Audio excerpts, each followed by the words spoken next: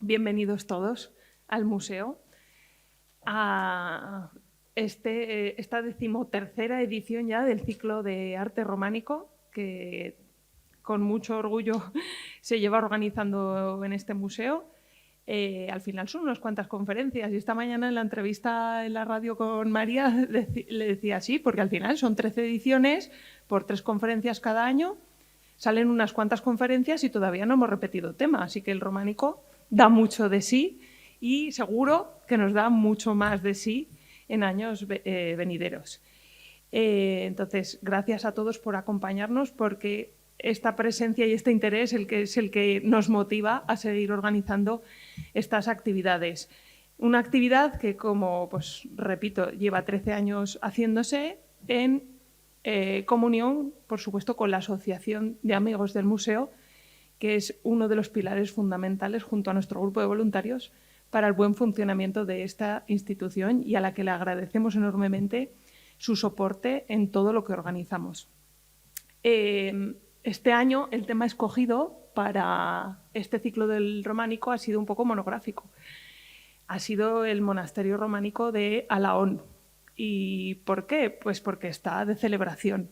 Está de cumpleaños. Este año cumple 900 años de que fue consagrado por parte de San Ramón, obispo de Barbastro-Roda, y el 8 de noviembre de 1123 el monasterio fue consagrado. Entonces, es una fecha suficientemente importante como para que pensásemos que este año el ciclo iba a estar dedicado íntegramente a este monasterio y a enfocarlo desde distintos puntos de vista.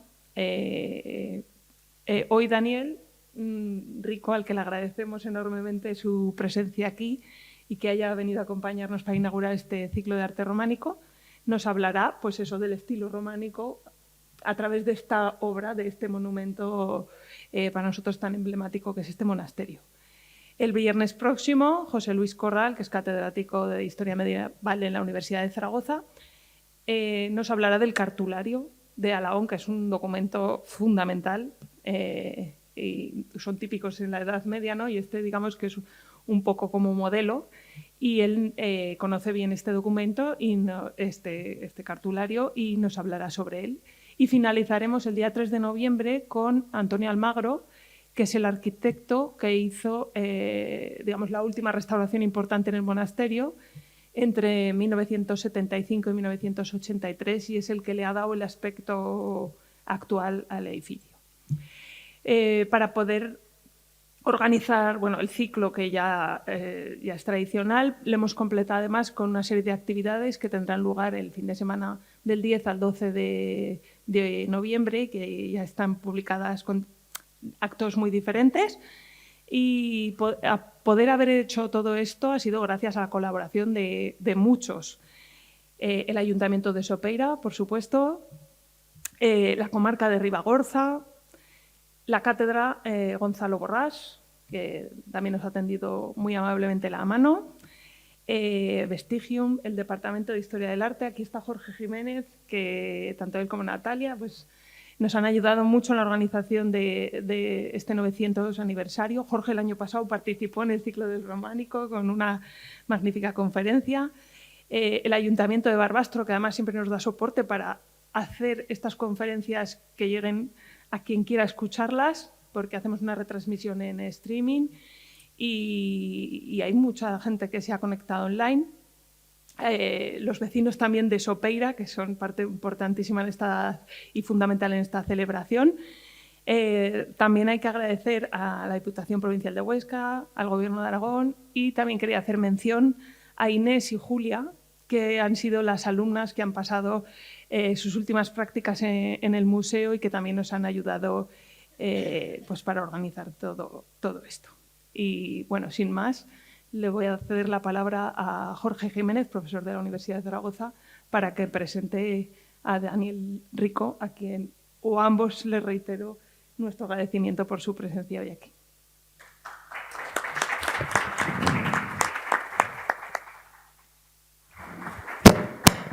Bueno, muy buenas tardes. Voy a ser muy breve porque han venido a escuchar a Daniel, pero me quería, por supuesto, sumar al agradecimiento y la enhorabuena al museo, a la diócesis y a la asociación de amigos, porque realmente las 13 ediciones han sido 13 ediciones no con conferencias, sino con casi, salvo la mía el año pasado, lecciones magistrales, que será la que veamos hoy.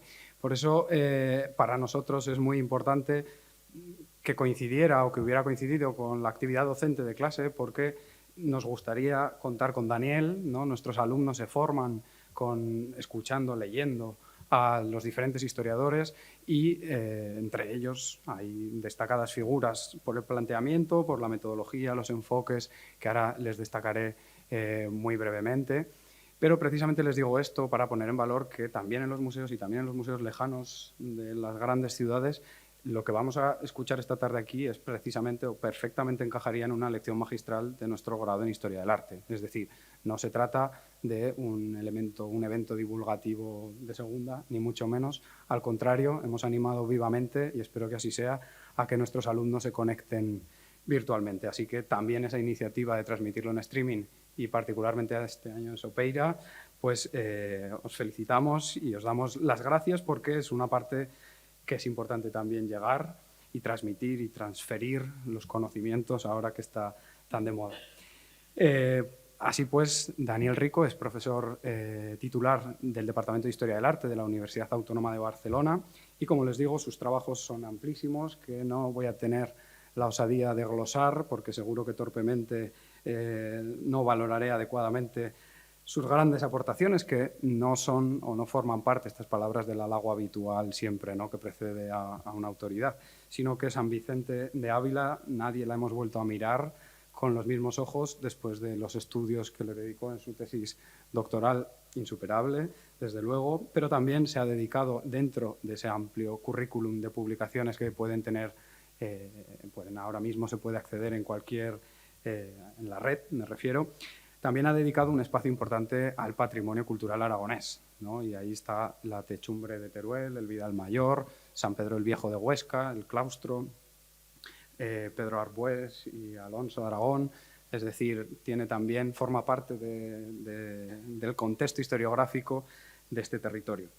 Por lo tanto, también, y esto es lo que quería también transmitirles para valorar lo que después vamos a escuchar, yo creo, desde mi punto de vista, el trabajo, la forma en la que aborda Daniel, pues cómo se enfrenta, o todas las publicaciones que pueden tener ahí a su alcance, el objeto artístico es casi un pretexto, ¿no?, para hacer realmente una reflexión pesada sobre qué es la historia del arte, cómo afrontamos el estudio. Todos sus trabajos están plagados de esas reflexiones metodológicas tan importantes sobre por qué clasificamos, qué impone que clasifiquemos, esos límites también sobre las fuentes que utilizamos muchas veces, introduciendo diversas perspectivas y fuentes literarias, visuales, desde luego epigráficas, litúrgicas, paralitúrgicas, todo eso que ahora, pues, en las agencias que evalúan hablan de interdisciplinar y transdisciplinar y todo esto. El profesor Rico lo hacía ya en los años 90. Por eso, precisamente, ese es el valor de sus estudios, ese es el valor de lo que vamos a escuchar esta tarde hoy a continuación.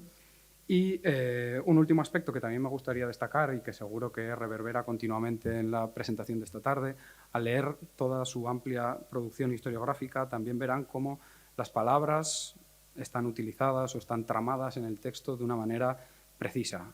Las palabras que se utilizan, incluso también hay cierta eufonía a la hora de escribir, están colocadas o están puestas por el significado, digamos, o el matiz que el autor le quiere dar. Y eso es importante porque esto es lo que nos permite también considerarle no solo maestro, sino un clásico, en el sentido de lo que utilizaba Italo Calvino para definir a los clásicos. Decía que son aquellos que cada vez que releemos un texto es una nueva lectura. Los clásicos son aquellos que nunca acaban de decir lo que tienen que decir. Nosotros en clase utilizamos uno de tus textos, Originalidad y Génesis del Románico.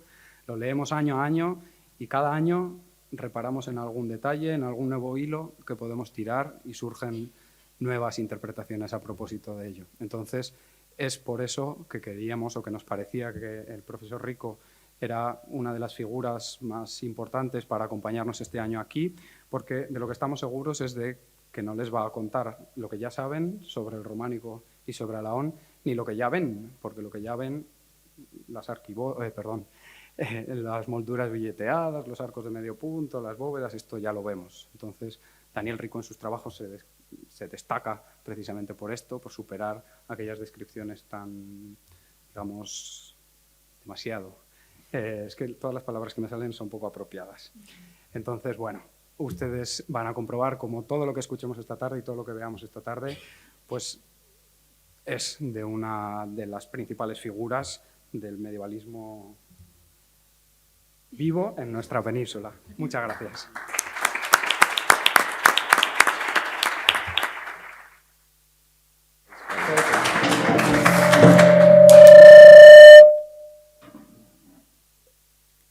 Hola, vale, gracias. Bueno, ¿qué digo yo ahora? Porque casi me has puesto como un santo. Yo debería hablar muy bien. No, hablo mal porque hablo catalán todo el día, por tanto ya... En fin, os agradezco mucho la invitación. Es un placer. Hacía mucho tiempo que no pasaba por Barbastro, 20 años. Me ha encantado verlo. El museo no lo conocía. Me parece estupendo, moderno, bien iluminado, con un equipo de restauradores, de conservadores magnífico. Me han venido muchos recuerdos. No recordaba yo que había escrito tantas cosas sobre cosas aragonesas, es verdad. Intentaba recordar qué he escrito yo sobre Aragón. Pues sí, empecé estudiando Aragón, Huesca, en el románico, pero es verdad que me he paseado por el 15, por Argüés, en fin. Yo, a ver, al románico me he dedicado muchos años, 20, 25, casi 30 a lo mejor. Ya hace como 10 que no hago nada sobre el románico. Me ha venido muy bien para recuperar ideas, pero no, ya digo, no sé si yo estoy a la altura, no estoy actualizado. Luego, hablaba ahora con el director del museo, que conoce mejor, que ha estado ahí de cura en Alahón 10 años, me ha dicho, y en Luzón, y bueno, sabía todo lo que yo iba a contar ya, o sea que no, en fin, voy a ser lo más didáctico posible, eso es lo que me interesa también. Yo he titulado esto El románico de Alahón,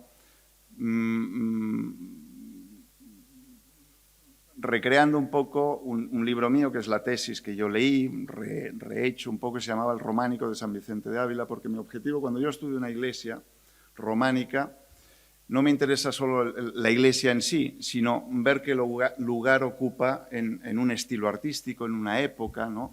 Y poder colocarla ahí y entender un poco en toda una cartografía histórica qué lugar ocupa. Y por eso lo he llamado así. Yo quiero un poco contaros qué es el románico a través de Alahón y contaros Alahón, qué es Alahón a través del románico. Y Alahón viene muy a cuento para hacer una cosa así, porque el románico, pues que es un estilo que conocéis muy bien, o una época artística que conocéis muy bien. No es fácil hacer un ciclo que tenga 13 ediciones sobre románico en estos tiempos que corren. Quizá me he pasado de querer ser demasiado didáctico, divulgativo, y os digo cosas que sabéis de cajón y tal, ¿no? Pero bueno, voy a hacer lo posible para ponerle un poco un sello personal a la cosa. Yo Alahón no lo había visitado, había estado en Obarra, por ejemplo, 3 o 4 veces en mi vida, pero por Alahón no había pasado. Es curioso que está fuera de los itinerarios habituales y es una iglesia más interesante que Obarra, seguro, y seguramente incluso tan interesante como Roda de Isábena, aunque no sea tan importante como Roda de Isábena, ¿no? Porque es una iglesia es una iglesia híbrida. A mí me gusta llamarlas así, no sé si es un término muy científico, ni académico, ni nada por el estilo, pero es una iglesia que pertenece a una tradición muy clara, pero que está al tanto de otras cosas que se hacen en ese momento y que intenta incorporarlas desde su propia tradición. Y eso lo hace muy singular. Es una iglesia, todos supongo que la conocéis, de 3 naves. Bueno, a ver, yo no sé, no la voy a describir. 3 naves, una bóveda de cañón, unas bóvedas de arista en los laterales, tiene 3 ábsides, más o menos en la misma línea, no tiene transepto. que esto lo hace un poco arcaica o conservadora para la época en la que estamos.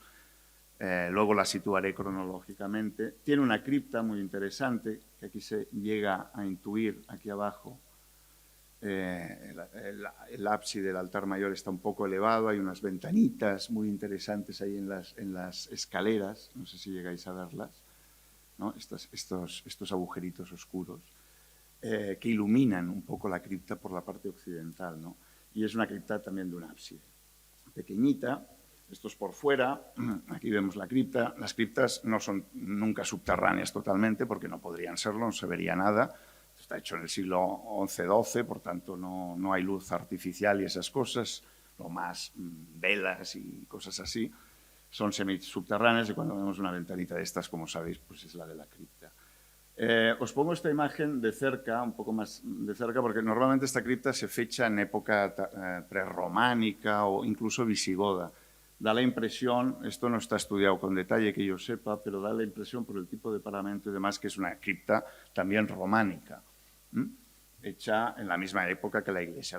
La iglesia da la impresión de haberse hecho de golpe, digamos en 20 años, que es lo que se tarda en hacer una iglesia de esta en esta época, de forma seguida. No, por lo que yo he visto y estudiado, no es una iglesia que tenga distintas fases de construcción, con lapsus intermedios y cosas así. Es verdad que aquí hubo una iglesia, a principios del siglo IX ya la tenemos documentada, y esa iglesia es una iglesia importante, hecha por los carolingios, por un conde de Tolosa, en una época en que esto era la marca hispánica, es decir, la frontera con los al-ándalos, con los musulmanes del mundo carolingio, y que así pues crece esta iglesia a lo largo del siglo IX y hasta prácticamente luego se hacen cargo de ella cuando se viene abajo el imperio carolingio, empiezan a independizar los condes, ¿no?, catalano-aragoneses, y entonces los condes de Ribagorza, de esta zona, pues se hacen con la iglesia, la promueven y se hacen con ella. Hasta la razzia de Abd al-Malik, a principios del siglo XI, que se la carga, arrasa con toda esta zona, y viene una época de decadencia, que es el primer cuarto, la primera mitad del siglo XI, ¿no?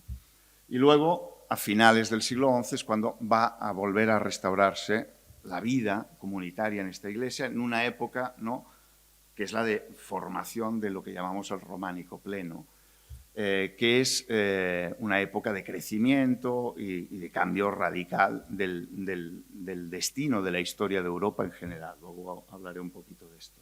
Entonces, la iglesia que vemos es esta, que nace a finales del siglo XI.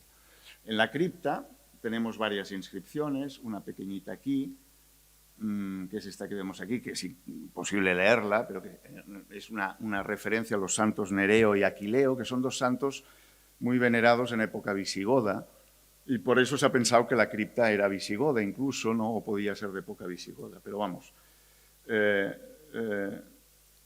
no me interesa hablar de esta, sino de otra inscripción que corre por aquí arriba, de oeste a este, ¿no?, que se lee, es imposible leerla, hay que estirarse, ¿no?, como el santo, el cosán se llama, que este no es de verdad, ¿eh? Este no es una momia de verdad. Yo me di un susto de muerte el otro día con Rosé, la guía, ¿no?, que fue muy amable, entramos ahí a oscuras y me di un susto de muerte, y eso que iba acompañado, porque es bastante impresionante, porque está muy bien hecha además la momia.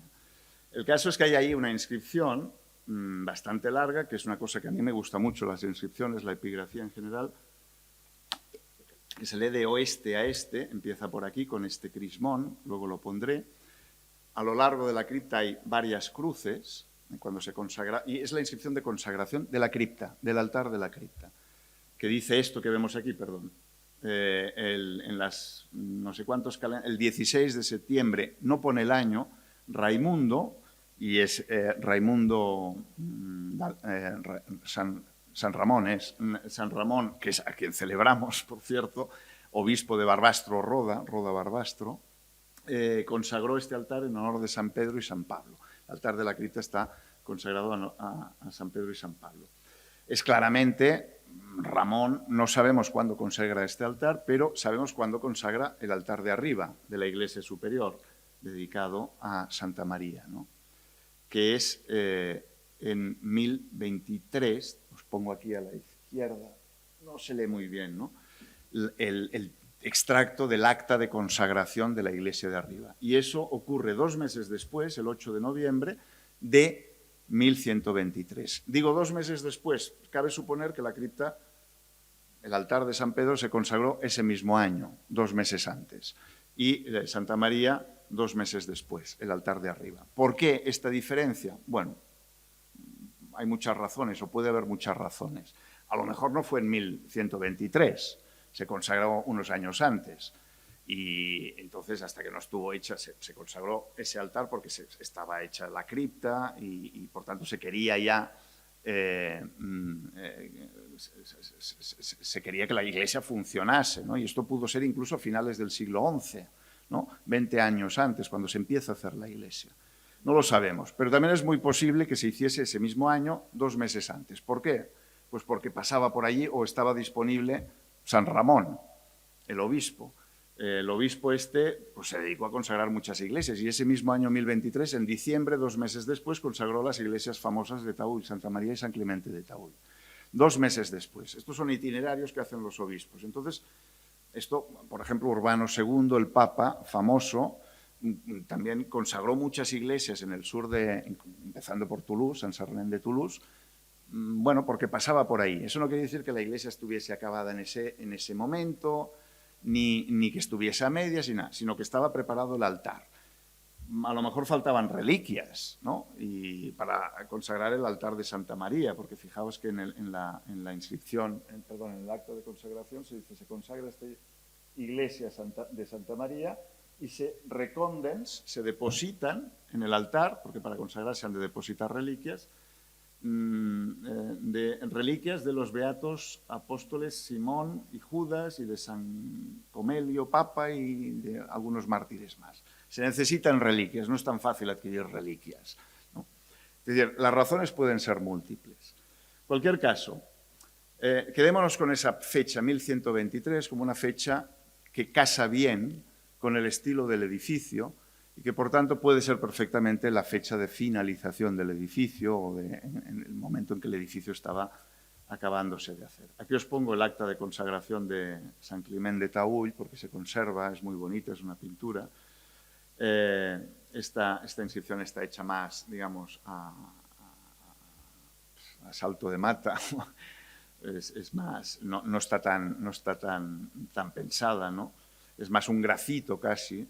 Pero bueno, hay este interés, ¿no?, por dejar constancia escrita del acto más importante, que es el de sacralización de la Iglesia, que es el que permite que esa Iglesia esté legitimada para decir misa, ¿no?, que es lo importante del acto. Es el primer sacramento, en el fondo, el sacramento de sacramentos. Si no consagras una Iglesia no se puede celebrar en ella absolutamente nada. Y os pongo aquí algunas imágenes de Alquézar, porque hay muchas imágenes de San Ramón. Debe ser de los pocos obispos, sobre todo de esta zona, desde luego, pero en la península ibérica. Ni siquiera Gelmírez, el gran arzobispo de la Catedral de Santiago y tal, tiene tantos retratos como Ramón en Roda de Isávena, en Alquézar. Esto es también Roda de Isávena, el sepulcro, el capitel de la portada principal. Un obispo que fue muy importante en esta zona, que se peleó mucho con el obispo de Urgel y con algunos reyes para conseguir, pues, fue un obispo, y esto María lo conoce mucho mejor que yo, que creo que ha hablado recientemente de todo esto, pero antiguerrero o ¿no?, de aquellos como hay pocos, o hubo pocos en esta época, ¿no?, en época de Reconquista estamos, que prefirió utilizar la palabra a las armas y que por eso se peleó con algunos reyes y tal. En fin. 1123. Tomamos esta fecha. Ya veis que yo tengo tendencia a enrollarme. Es verdad. Entonces, quien quiera en el público me puede interrumpir en cualquier momento, y sobre todo los que organizáis esto, decirme basta. Yo traigo muchas imágenes y por tanto no me las acabaré, es decir, acabaré cuando me desmaye yo mismo o me lo digáis vosotros. 1123. Soy profesor, al fin y al cabo, por tanto, lo de hablar, cuando ¿no? Chufamos. 1123. Imaginemos que esto es la Edad Media. Voy a ir de lo más general a lo más concreto. Os decía, me gustaría que vieseis bien qué lugar ocupa esta iglesia en la historia del arte medieval en general y románico en particular. Imaginemos que esto es la Edad Media, esta línea, ¿no? Roja, que va del siglo V al siglo XV. Podríamos poner del siglo XIV al del siglo IV al siglo XIV. Da igual, son estos 10 siglos de Edad Media, es decir, nada, ¿no? Una edad entre la Antigüedad y el Renacimiento. Esto es un invento del Renacimiento. Es un lugar común, da igual, lo seguimos utilizando, efectos didácticos, viene bien. Esta Edad Media, yo siempre digo, está dividida en dos grandes periodos, sobre todo desde el punto de vista artístico y sobre todo desde el punto de vista arquitectónico. Porque aquí voy a hablar sobre todo de arquitectura, que es una de las cosas. Bueno, a lo mejor de la física cuántica es más difícil hablar, pero de la arquitectura es difícil hablar, sin no abusar excesivamente de un léxico técnico y tal. Hay dos periodos en la Edad Media, y yo los llamo el periodo rojo y el periodo verde. El periodo rojo es lo que se conoce habitualmente, pues antigüedad tardía, el mundo paleocristiano, el mundo prerrománico, y el periodo verde es el periodo del románico y del gótico. Y hay un momento en que hay un cambio radical, que es a mediados del siglo X, en la segunda mitad del siglo X, un poco antes del año 1000. Ese año 1000 de los terrores y que se viene abajo todo, el milenio y tal, es todo lo contrario, es un periodo de rejuvenecimiento, empiezan a brotar signos nuevos de una civilización nueva. Y esa civilización nueva, o de una Europa nueva, estoy hablando evidentemente de Europa y de la Europa occidental, después de la caída del Imperio Romano, ¿no? Y esta Europa nueva, este mundo nuevo, que es como lo llamaba a la Europa románica y gótica un famoso historiador, se contrapone a ese mundo oscuro, que todavía se sigue utilizando ese término, que a veces tiene momentos de gran luminosidad, como la época carolingia, el mundo carolingio y tal, pero que es un mundo mucho más pobre, mucho más oscuro en este sentido, que es el periodo rojo, que es el mundo pues, que va desde la caída del imperio, ya digo, las invasiones de los visigodos, los alanos, los suevos, los vándalos, todos esos, luego los musulmanes, los vikingos, etc. Es un mundo de empobrecimiento de Europa y luego un mundo de enriquecimiento de Europa. Bien, si yo tengo una tendencia a decir, bueno, imaginemos que se puede representar gráficamente, sin ningún dato científico, ¿no? Por lo que conocemos, lo que conservamos de época anterior del periodo rógico y lo que conservamos de época del periodo verde, a nivel arquitectónico, artístico. Bueno, pues la diferencia es radical. Del periodo verde conservamos centenares, miles de edificios y de obras de arte. Del periodo rojo casi no conservamos nada. Si intentásemos, por representarlo de otra manera, meter en la pantalla todos los monumentos del periodo rojo que conservamos, nos quedaría una pantalla con muchos vacíos, con pocos edificios, cabrían todos en la pantalla. Si intentamos llenar la pantalla con los edificios del periodo verde, la pantalla se desborda. Como intentar, yo qué sé, meter un elefante, un camello por el ojo de una aguja. Es imposible representar eso. Me diréis, bueno, es que el periodo verde es posterior al periodo rojo y por tanto se han conservado más cosas del periodo que ha sustituido al periodo anterior. Eso es cierto, es una razón por la cual esto es así. Pero no es ni la única ni seguramente la principal. La principal es que el periodo verde es un periodo de esplendor que crea, es la edad de oro de la Edad Media en la que se crea un nuevo arte, una nueva arquitectura para esta nueva Europa que es más sólida, que tiene más posibilidades de futuro que la anterior, ¿no? Es más representativa de lo que va a ser el mundo a partir de ahora. Y digo el mundo a partir de ahora y hasta prácticamente el siglo XVIII. Como lo es el feudalismo, el mundo ha sido feudal prácticamente hasta el siglo XVIII, sobre todo el sur de Europa. Es decir, a mediados del siglo XI hay se produce un cambio tan radical que no va a ser repentino ni mucho menos, que afecta a todos los niveles a todos los estratos y a todas las capas, digamos, de la cultura, de la economía, de la política, etcétera, ¿no? A partir del siglo XI empezamos a hablar otra lengua de verdad, o a escribir en otras lenguas, que son las lenguas románicas. Y el románico y las lenguas románicas tienen mucho que ver. Se hace un arte, no digo mejor, sino distinto, y que va a durar mucho más. Y sobre todo en términos arquitectónicos esto es muy importante. ¿Por qué ocurre esto? Hay miles de razones.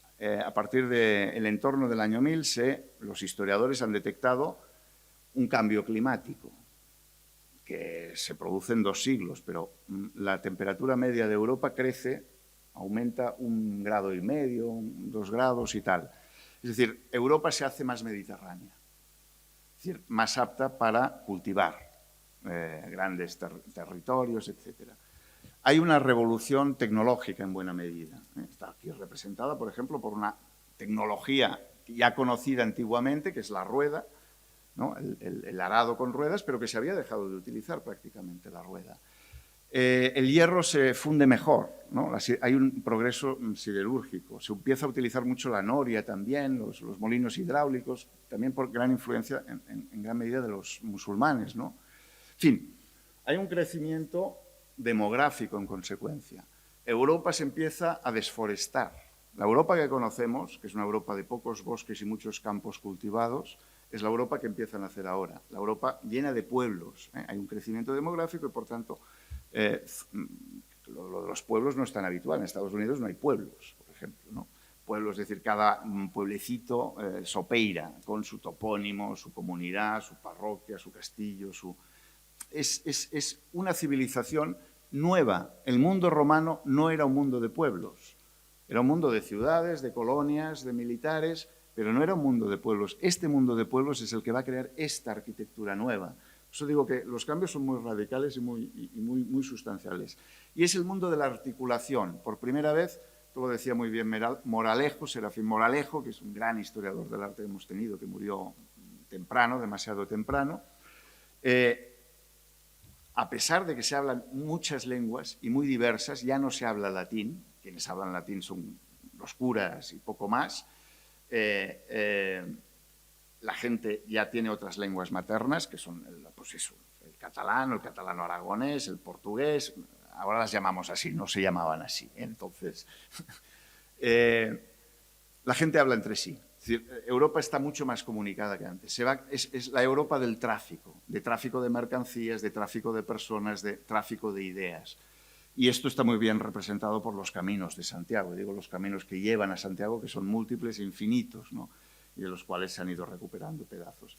Esto que está pasando empieza a pasar, ya digo, a finales del siglo XI, en este momento, ¿no? Marcado como de cambio de color. Esto lo explica muy bien, o lo expresa muy bien un monje borgoñón que se llamaba Raúl Glaber, en un librito que tiene de historia, la historia del mundo, desde Adán y Eva hasta el presente, que es este libro está escrito a principios del siglo XI. Habla de Adán y Eva hasta los reyes, los duques de Borgoña y tal. Y dice esto que os he puesto aquí, dice, cuando se acercaba el tercer año después del año 1000, es decir, en el año 1003 en particular, dice, se vio en toda la tierra, y sobre todo en Italia y en la Galia, toda la tierra, la que él conoce, que es el sur de Europa, y especialmente en 2 regiones muy importantes, que son el corazón del antiguo Imperio Romano, ¿no? Una renovación de las basílicas de las iglesias, dice. Aunque la mayoría no tuvieran ninguna necesidad de ello, y esto es muy importante, aunque las basílicas no tuviesen necesidad de renovarse, porque estaban muy bien construidas, porque los carolingios habían construido muy buenos edificios, porque eran gente con mucho poder y tal. A pesar de eso, un deseo de emulación llevó a cada comunidad cristiana a tener la suya más suntuosa que las otras. Es decir, empieza a notar este señor Glaber que hay una especie de competitividad entre comunidades, ¿no? Yo quiero tener la iglesia más grande que la tuya, o más mejor, o más bonita, o más a la page, a la moda, más vanguardista. Era como si el mundo mismo se hubiera sacudido para despojarse de su vetustez, de su vejez, y se hubiese revestido por todas partes de un blanco manto de iglesias. Esta es una frase muy famosa que se utiliza mucho para hablar del románico, cuando todas las iglesias estaban encaladas de blanco, y eso que no es una cosa solo de Almería y de pueblos de Andalucía y del Levante y de Sicilia y tal, ¿no? Entonces, casi todas las sedes episcopales, es decir, las catedrales, los santuarios monásticos dedicados a diversos santos, los monasterios, e incluso los pequeños oratorios de las villas, las parroquias, es decir, catedrales, monasterios, parroquias, fueron bellamente reconstruidos por los fieles. Bien, este retrato que nos está haciendo este monje, seguramente un poco exagerando y tal, es muy parece muy fidedigno, es muy verídico, hay que creérselo. En Europa, y especialmente en el sur de Europa, que es donde nace el románico es un fenómeno al principio arquitectónico, de divulgación de un tipo de arquitectura nueva, que no es que fuese nueva, inventada de nuevo, sino hay más gente, hay más tecnología y hay más necesidad de iglesias, hay más, no en un sentido de valor de uso, sino hay más contrapoderes, hay más competición. Las épocas competitivas son fundamentales para el arte. O sea, eso que la competencia, que nos puede molestar tanto, pero también es muy importante para la economía, ¿no? Que haya competitividad, no haya monopolios y todas estas cosas, para el arte es fundamental. El arte griego se hace grande e importante en época de Pericles. El arte renacentista nace en Florencia con los príncipes y todas esas duches y tal, compitiendo entre ellos. Esta es una época de competitividad y ligada a un crecimiento económico y tal. Y el románico nace así. ¿Y por qué ocurre eso? Pues insisto, por muchas razones, pero quizá la manera mejor de entenderlo es comparando estos dos mapas, que bueno, son mapas muy cutres, que he puesto aquí porque no tenía otros, pero donde se ve muy bien lo esencial que quiero contar. Arriba un mapa de la Europa del periodo rojo y abajo de la Europa del periodo verde. Fijaos en las flechas. Las flechas en la Europa del periodo rojo, prerrománica, van todas hacia adentro de Europa, ¿no? Son las invasiones de los bárbaros. Primero todas las hordas de teutones, ¿no? Suevos, visigodos, merovingios y tal, que se cargan, decían antiguamente los clásicos, el Imperio Romano. Luego los musulmanes por abajo, luego los vikingos, los normandos, etc. Y la Europa de abajo es la Europa que empieza a nacer en el siglo XI, finales del X, ¿no? Que es, fijaos, una Europa expansiva, todas las flechecitas hacia el exterior. La Europa de la ampliación del Sacro Imperio Germánico hacia Oriente, la Europa de la reconquista española, ¿no? Vamos a ir recuperando territorios a los musulmanes a partir precisamente de estas fechas, y la Europa de las cruzadas. O sea, el cambio radical. Y el románico, junto con el gótico, es la expresión de este cambio. El románico y el gótico, aquí he puesto el románico en amarillo y el gótico en azul, son los dos estilos artísticos de este periodo verde. Y los conocéis todos. Primero viene el románico y después viene el gótico. El románico va de mediados del siglo XII a mediados del XII, finales del XII, o sea, hasta 1200 se puede alargar, y con Suger de Saint-Denis, el famoso Suger y tal, a mediados del XII nace el gótico, se dice nace el gótico, una revolución y tal, hasta el siglo XIV, el siglo XV en Italia, pero en Inglaterra el gótico, pues hasta el siglo XIX o XX. De hecho, todavía construyen en gótico esa gente, en gran medida, ¿no? O sea que tampoco... pero el románico y el gótico son parte del mismo fenómeno.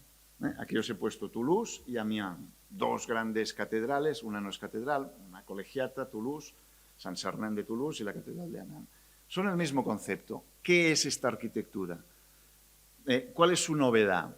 Pues básicamente, para resumirlo, es muchas cosas, pero sobre todo lo más importante aquí, desde un punto de vista puramente técnico, estructural, no desde el punto de vista del espacio, que es una cosa más difícil de explicar y más compleja, es que es una arquitectura basilical íntegramente abovedada. Todo está abovedado y todo está perfectamente articulado. En las iglesias románicas y góticas, si tú ves una planta de una iglesia, como la que os mostraba antes de Alhón, por la planta ya sabes cómo está abovedada. ¿Cuál es el tipo de cubierta? ¿No? Porque fijaos que los arcos de esta bóveda de cañón pues están sostenidos por arcos estos de refuerzo, que son fajones, que se proyectan, se prolongan por los pilares y se crean estos pilares cruciformes. Entonces hace que sea una arquitectura muy articulada, con muchos claroscuros y toda abovedada. ¿No se sabía abovedar antes? Sí, sin duda. Y en la Europa prerromana tenemos arquitectura abovedada, y especialmente en España. En la arquitectura visigoda mejor es abovedada. La arquitectura del prerrománico asturiano, que muchas veces se dice es un protorrománico, es abovedada. Naranco y todas estas cosas. Pero es que esto es un tipo de abovedamiento que se difunde, se expande por toda Europa.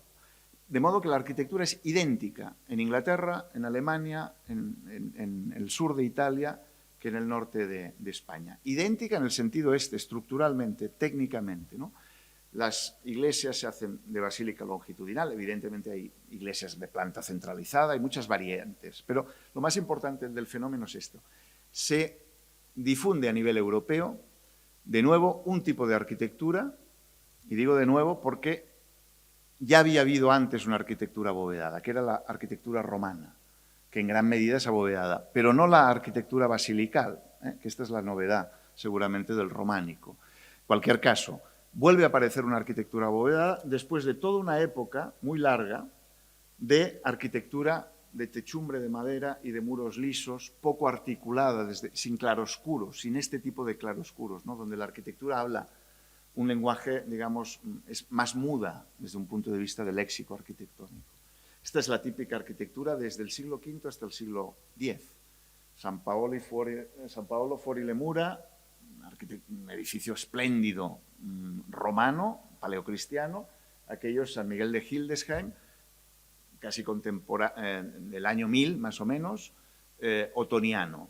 Es la típica arquitectura de la mejor calidad que se hace en época prerrománica, pero que no tiene nada que ver con esta arquitectura, ¿no?, de bóvedas que se cabalgan unas sobre otras, y que es una revolución porque la arquitectura va a ser abovedada hasta prácticamente el siglo XIX, hasta la arquitectura de hierro, la arquitectura de cristal y la arquitectura de hormigón armado. Por eso es tan importante el románico. Por eso yo siempre digo, el gótico no es una revolución. Lo revolucionario es el románico.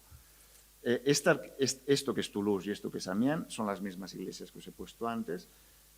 Estáticamente, desde un punto de vista de física mecánico, funcionan igual. Unos arcos van descargando sobre otros y los empujes de bóvedas altísimas se van verticalizando. Hay todo un mecanismo como un Lego, ¿no?, que permite que, a través de bóvedas, que los empujes se vayan verticalizando, los enormes empujes horizontales de estas bóvedas tan altas, y que caigan casi verticales al suelo.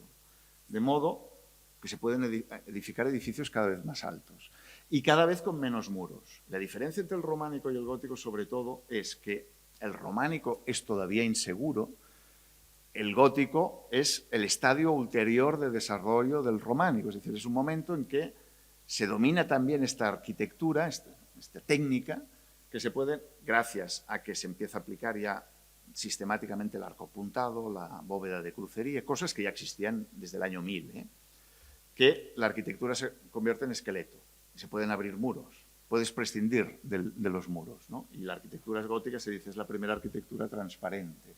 Precisamente, una de las obsesiones de la arquitectura siempre es la luz, que haya luz en el espacio, ¿no?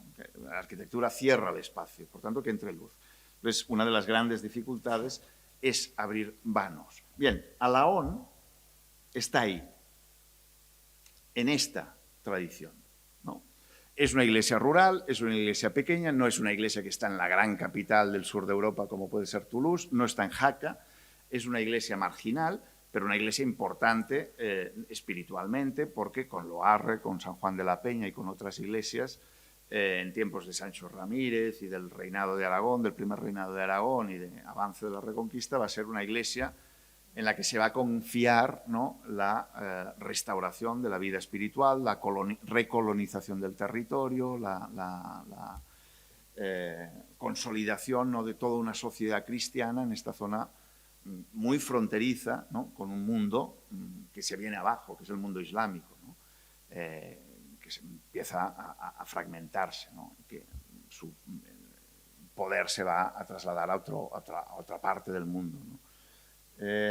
Bien, Decidme, voy bien, tengo 20 minutos al menos, ¿no? Para hablar de Alagón, porque me he pasado, ¿no?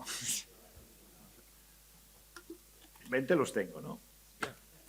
Entonces, románico y gótico. El románico es el periodo revolucionario, el gótico es una fase de desarrollo ulterior. Entonces, en el románico hay dos fases artísticas que conocéis muy bien. El primer románico, que es la forma más correcta de llamarlo, primer románico, porque es la primera fase del románico, en el que este estilo, esta arquitectura se forma, y que también lo llamamos románico meridional, precisamente por lo que os decía de Raúl Glaber. Raúl Glaber habla del sur de Europa. El fenómeno nace en el sur de Europa. Es un fenómeno que abarca, el límite es Aragón, pasando, pues hacemos un medio arco, ¿no? Un arco semicircular, sur de Europa hasta la Borgoña, Suiza, el norte de Italia, la Lombardía, ¿no? Eso es el origen del románico, y a eso le llamamos románico tradicionalmente lombardo. Pero llamarlo románico lombardo es como quiere decir todo viene de la Lombardía, y eso no es verdad. Viene algo de la Lombardía. La Lombardía tuvo un papel en la formación de este primer románico, pero también lo tuvo Aragón, lo tuvo Cataluña, lo tuvo la Borgoña, cada uno a su manera, ¿no? Entonces, como ejemplo de primer románico lombardo tardío, eso sí, más clásico en Aragón es Santa María de Obarra, que está muy cerca de Alagón. Que es, estos detalles que os muestro son de esta iglesia, ¿no? Uy, perdón. Esta iglesia que tiene este primer románico. Fijaos, he puesto ahí una fecha 1075, un poco la fecha límite para distinguir este primer románico del siguiente fase es 1075. Y además es muy clara esa fecha. Y es bastante clara, al menos en el sur de Europa. O sea, antes de 1075 solo existe un tipo de románico, que es este, el primer románico, con síntomas de que algunas cosas están cambiando en algunos sitios. A partir de entonces hay un primer románico que se prolonga en el tiempo, pero aparece una segunda fase, una de desarrollo, es lo mismo, que es lo que llamamos segundo románico, románico pleno. Entonces, ¿cuál es la diferencia? Y aquí os pongo un ejemplo de románico pleno característico en Aragón. Podría ser la Catedral de Jaca, es el más importante, pero la Catedral de Jaca está tan retocada por todos lados que he preferido poner San Pedro, la iglesia de San Pedro de Loarre, que se conserva intacta arquitectónicamente, ¿no? ¿Cuál es la diferencia entre estos dos edificios?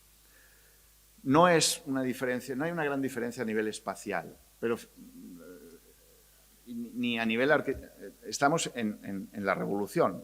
Todo está abovedado, sistemáticamente abovedado.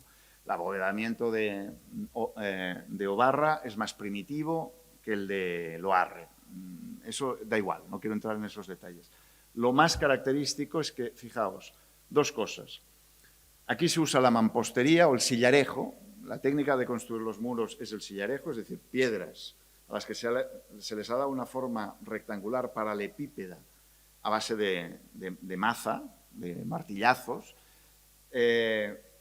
sin utilizar elementos cortantes. La sierra, estas herramientas todavía no se utilizan, ¿no? Entonces, los muros están hechos con estas piedras irregulares, de forma rectangular e irregular, con mucha argamasa entre las piedras.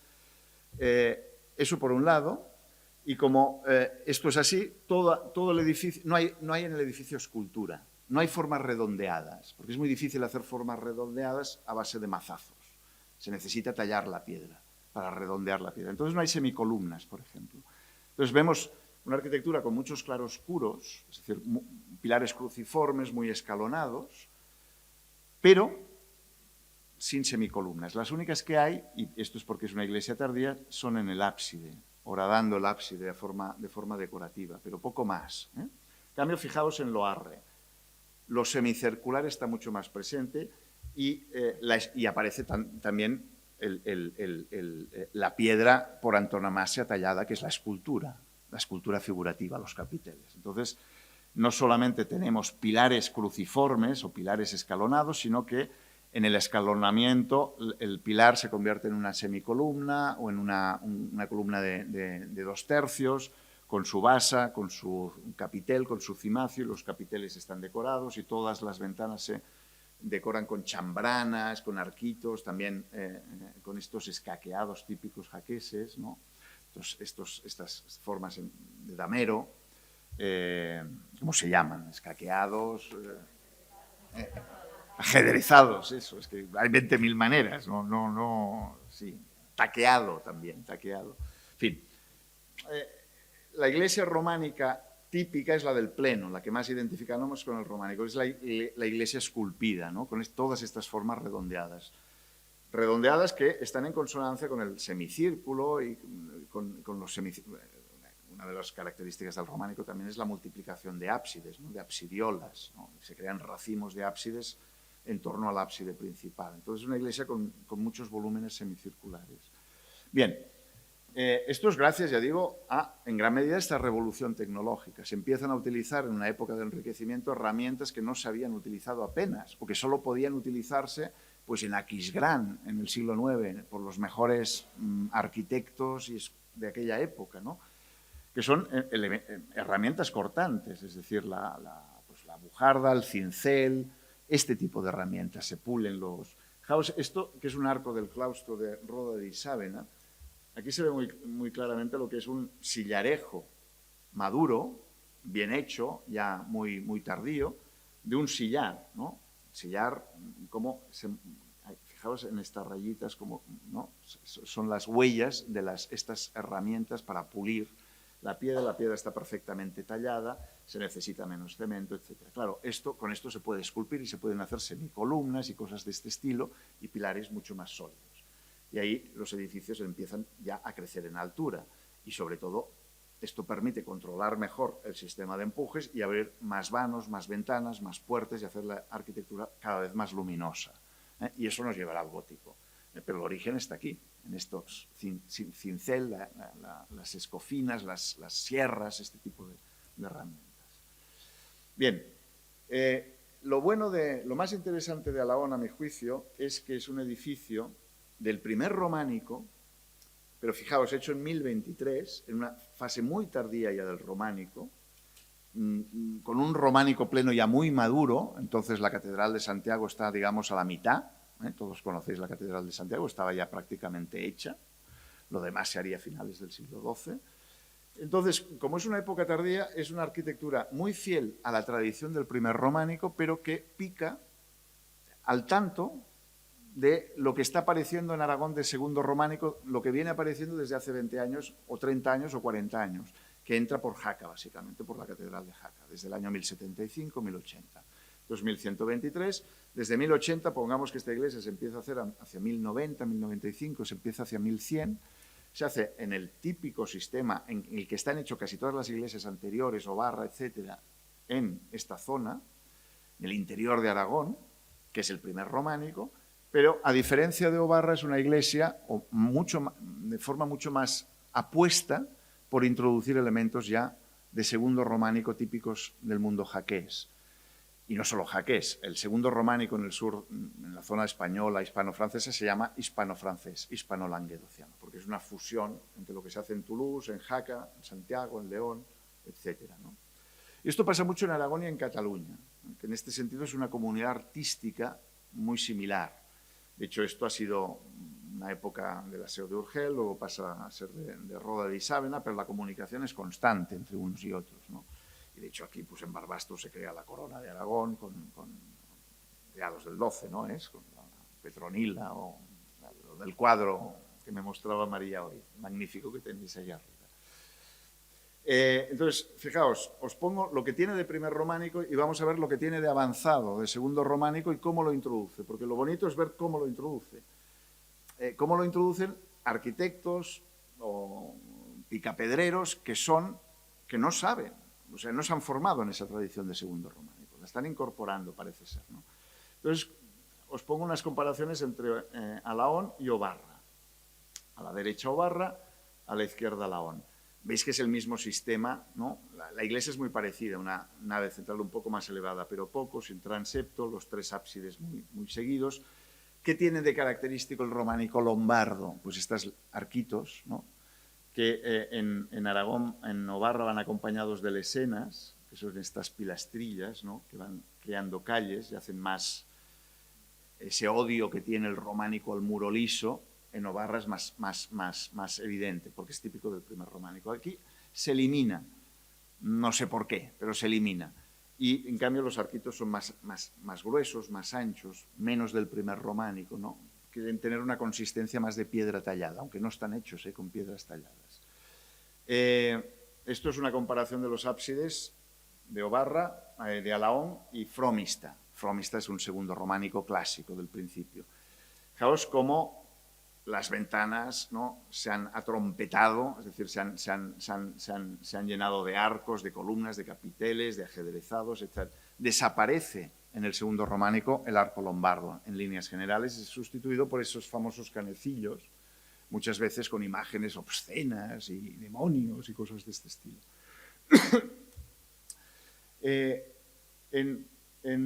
En Alahón tenemos una cosa interesante, y es que esta decoración en puntas, digamos, de diamante es típica del primer románico, pero esto ya no. Esto ya es un taqueado jaqués, a la jaquesa. Un taqueado que es la típica decoración de chambranas del mundo jaqués y de cornisas, etc. Esto es Jaca, es una de las absidiolas de Jaca, la que se conserva bien. Que aquí se ha copiado, se ha imitado, pero a la lombarda. Luego veremos un detalle y veréis que no es exactamente lo mismo, no es un jaqueado a la jaquesa. En esta puerta se ve muy claro. Esta es la puerta de salida al exterior desde la iglesia. Es una puerta comparada con la de Obarra. La de Obarra es muy de primer románico, un primer románico avanzado, es decir, sin decoración apenas. Hay unos capiteles aquí, pero fijaos que están como dibujados.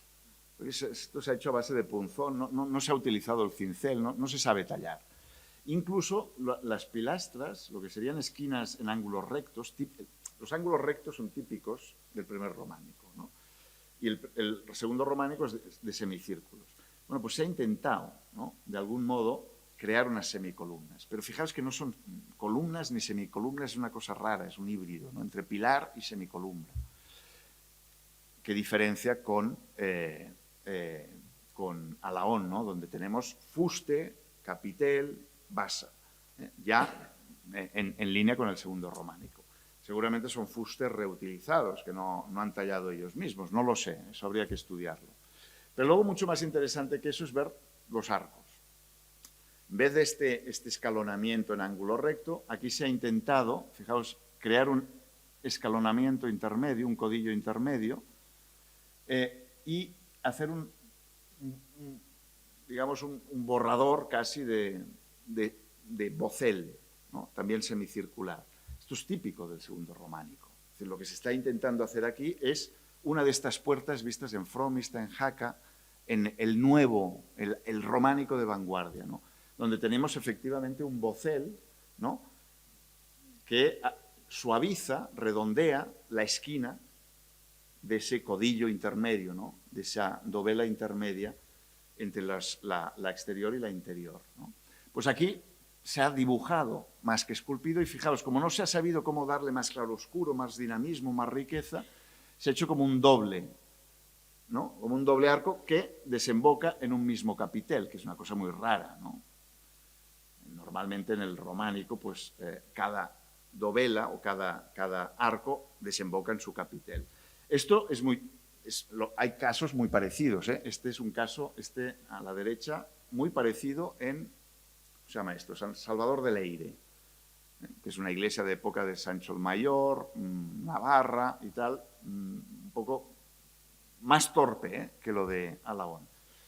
Pero es muy interesante ver cómo está imitando, ¿no?, cómo ha entendido cuál es la estética del segundo románico, el arquitecto que ha hecho esto, y cómo está intentando imitarlo. Aquí tenemos la portada de Jaca. Esto es lo que tiene en la cabeza. A esto no se atreve.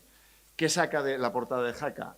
Pues intenta jugar, hacer un ajedrezado, como a su manera, y sobre todo saca un motivo fundamental, que es el crismón, el famoso crismón trinitario que todos conocéis seguramente, ¿no?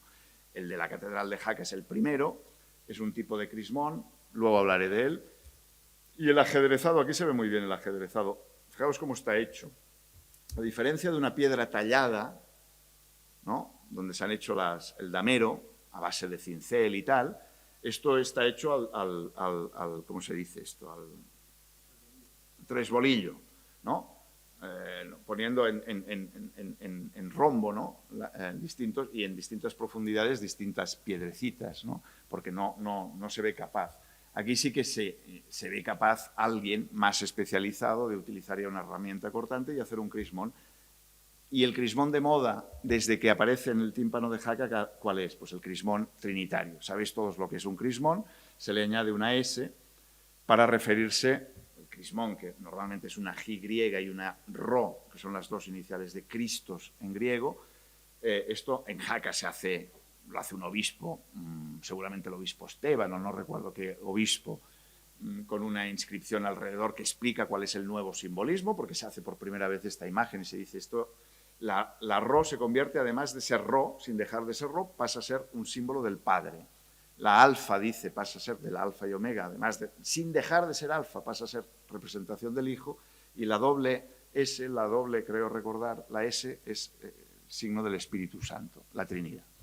Esto se divulga, es uno de esos motivos que aparecen hacia 1090 y a los 10 años está en Galicia, en Olorón, es decir, en todo el sur de Europa prácticamente, ¿no? Y aquí también lo imitan. ¿Por qué? Seguramente es el culto a la Trinidad. Las misas de los militares, cuando se iban a reconquistar territorios musulmanes y tal, en esta zona de reconquista, eran a la Trinidad, se hacían a la Trinidad. Y seguramente es un símbolo que está relacionado con eso. Recordad que el crismón, el origen está en Constantino, ¿no? Y una visión de Constantino y tal. Entonces, se hace eso. Fijaos, el crismón es muy parecido, o prácticamente idéntico, solo que la omega está al revés, al de la cripta.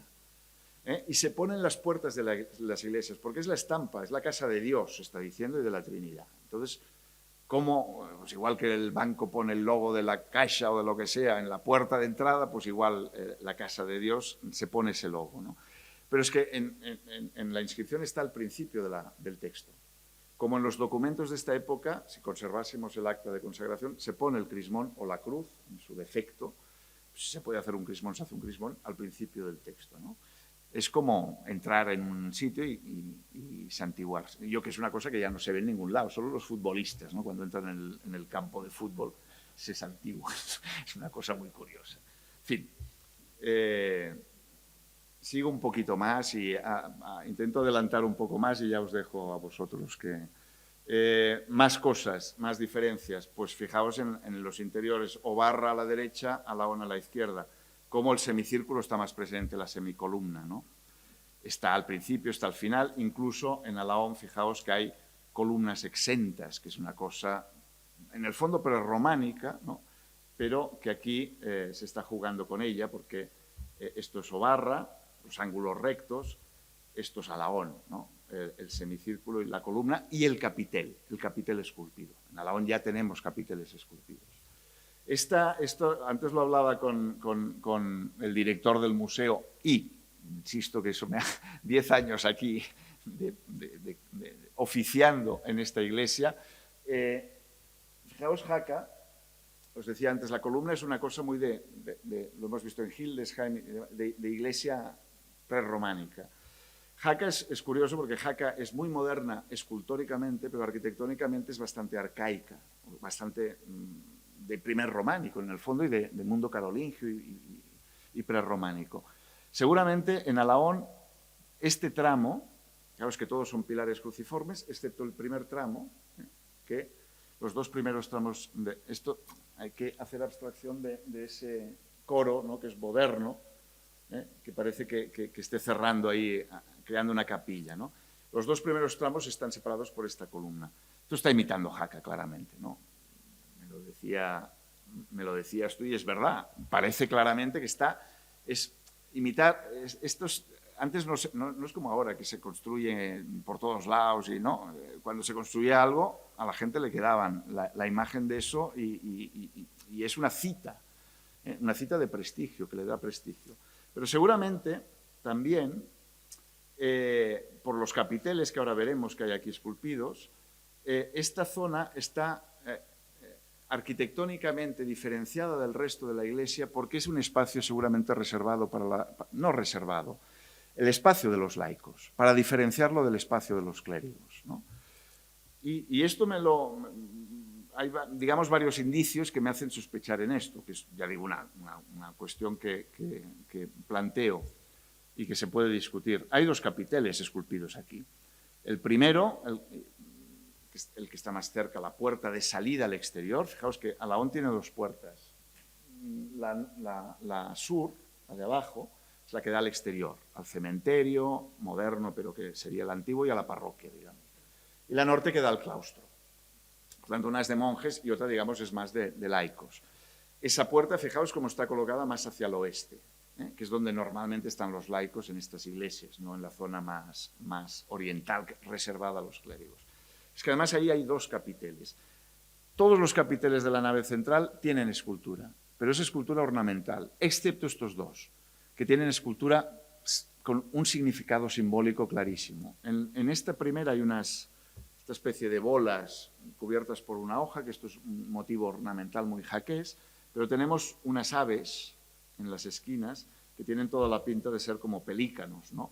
Pelícano es el típico, ¿no?, la ave que alimenta a sus hijos, ¿no?, con la propia sangre. Es el símbolo de la resurrección, de la iniciación. Estamos en la entrada al espacio sagrado. Esto es un capitel de Jaca para que veáis que las bolas, la escultura es jaquesa totalmente, está imitando la de la Catedral de Jaca. Y luego el otro es un nudo. Hay ornamentos, pero un nudo claramente simbólico. El nudo es la eternidad y todo. Has entrado en la casa de la eternidad, que te promete la eternidad, etc. ¿No? Está clarísimo. Cuando los capiteles, el románico tiene mucho simbolismo, no siempre tiene significado claro, preciso. Aquí sí, porque lo parece, ¿no?, porque son excepciones dentro de toda la Iglesia y que además están ubicadas estratégicamente. Entonces eso nos permite darles un significado más o menos preciso. Luego fijaos que en la nave, en el centro, en los tramos intermedios frente al altar mayor, hay estas estructuras como rotas y los pilares no llegan hasta el final, las pilastras estas, ¿no? Están rotas y además rotas con estas, no se ve muy bien en la pantalla, pero tienen unas bolas que son típicamente jaquesas de época románica. Eso quiere decir que ya estaba hecho así expresamente, no querían que llegasen los pilares abajo. ¿Por qué? Pues porque aquí había un coro, claramente, el coro de los monjes, cerrados ahí, separados a la manera de Cluny y de tantos coros de esta época. Por tanto, la Iglesia, digamos, hay 2 espacios muy claros, el espacio de los monjes y el espacio de los laicos, que los laicos utilizan la Iglesia pues en Pascua, en las grandes fiestas religiosas.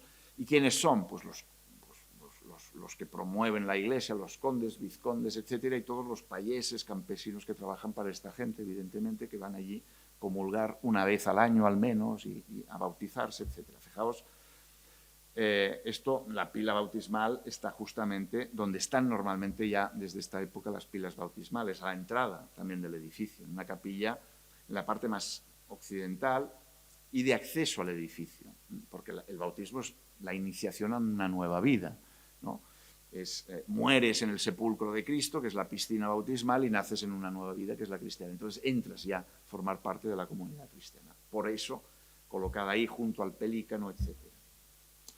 Luzón, hay muy cerca la iglesia Luzás, San Cristóbal de Luzás, que es una iglesia que está más o menos cerca, es más tardía, es de un románico pleno, pero es muy interesante ver cómo se repite este esquema. El tramo final, columnas, y en esas columnas, qué casualidad, ¿no?, los mismos capiteles, el pelícano y el nudo. Estos son de Luzás. O sea, ¿hasta qué punto, no? Sopeira, Alahón, imita Jaca, la entiende, hace su iglesia a la manera jaquesa, pero para los lugareños, con un significado muy específico, y luego influye en iglesias del entorno. Por tanto, es capaz de generar prestigio. Raúl Glaber, yo te voy a ganar. Y en Luzás se hace una iglesia, pues... Luego tiene otras exquisiteces, pero ya acabo aquí. Y esto no podía dejarlo de lado porque es una de las cosas más bonitas que tiene esta iglesia. Y que debería, por tanto, visitarse más de lo que se visita. En la zona de ábside y presbiterio tiene este mosaico maravilloso, también con un aire simbólico clarísimo. De opus se llama sectile, lo que es la terminología romana para referirse a este mosaico hecho no a base de teselitas pequeñas, sino de piezas más grandes, de distintas geométricas, ¿no? De distintos tamaños y formas, de una cantera próxima, que es la de Rocamora, que a mí me gustaría saber si está abierta o no está abierta, si se puede, quedan restos visitables, con unas, fijaos, con unas 3 líneas. Aquí los números son muy importantes, como sabéis. 3 líneas de estrellas de 8, 6, 4 aspas, que seguramente los más aficionados a la numerología y a la simbología de los números sacarían aquí, ¿no? Harían cábalas magníficas. Y luego este detalle tan bonito aquí, en una esquina, ¿no? De los panes y los peces, ¿no? En referencia al pez. Muy abstracto, ¿no? Muy estilizado, y los 4 panes, hay los 6 panes ahí clarísimos. En fin, hay un claustro recuperado en los últimos años. Esto es de García Omedes, ¿qué haríamos sin García Omedes? Que es un personaje, ¿no? que ha hecho tanto por la difusión del románico, de esta zona especialmente, y del que vivimos casi todos los profesores ahora mismo. Habría que hacerle un homenaje. Quizá de alguno de estos románicos, algún ciclo dedicado a Omedes, al que no conozco personalmente. Esto se ha limpiado y sabéis que los que habéis estado, pues, se han encontrado restos de bueno, una exquisitez. Aquí había un claustro, lo que hoy es sacristía, pues, o ha sido sacristía mucho tiempo, fue la sala capitular, se conservan los arcos, se han encontrado capiteles, basas, hay restos ahí de un sepulcro, ¿no? Los claustros eran lugares de inhumación privilegiados. Una de las cosas que tienen los monasterios, ha sabido muy bien hacer la Iglesia, es gestionar ese gran negocio que es los muertos, ¿no? Y eso, evidentemente, los cluniacenses hicieron una cosa muy hermosa, que existía la famosa fiesta de Todos los Santos, que se acerca ahora. Los cluniacenses, hacia el año 1000, inventaron la fiesta de todos. Dijeron, ¿qué es esto de solo una fiesta para los santos? Que muertos privilegiados son privilegiados, pero no, como muertos ha de haber una fiesta para todos los muertos, ¿no? Y esa fue el origen de esa fiesta.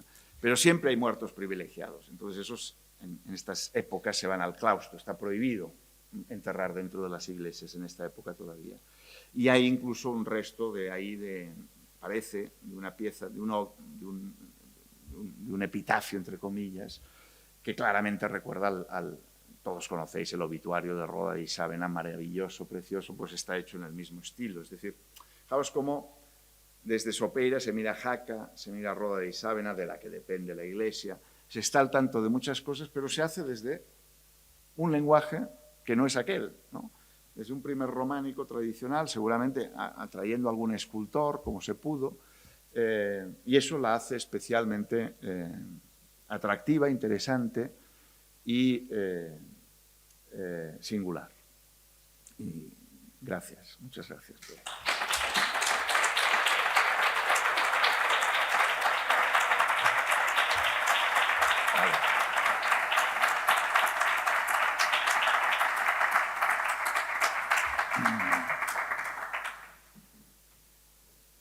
Bueno, muchísimas gracias.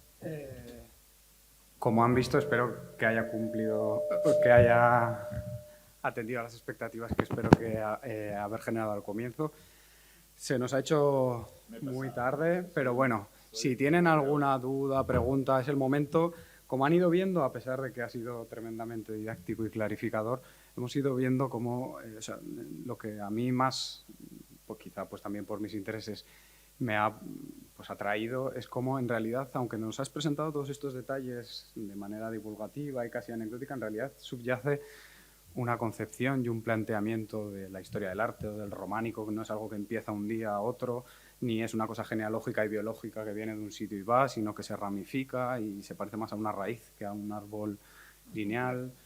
Entonces, en realidad, a pesar de que, y esa es también otra de las ventajas, otra de las virtudes, mejor dicho, la forma de comunicarlo ha sido muy amena, pero en realidad hay un pozo que, pues así deberíamos de ver este y muchos otros conjuntos que es fascinante. Así que, si tienen ustedes alguna duda, que es el momento, la oportunidad, o si alguien Me virtual... sale muy mal, que son las 9, ya lo estoy viendo.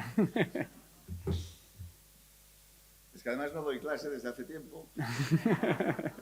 Yo como hago de director de departamento desde hace tiempo, pues no doy clase, entonces no tiene ganas.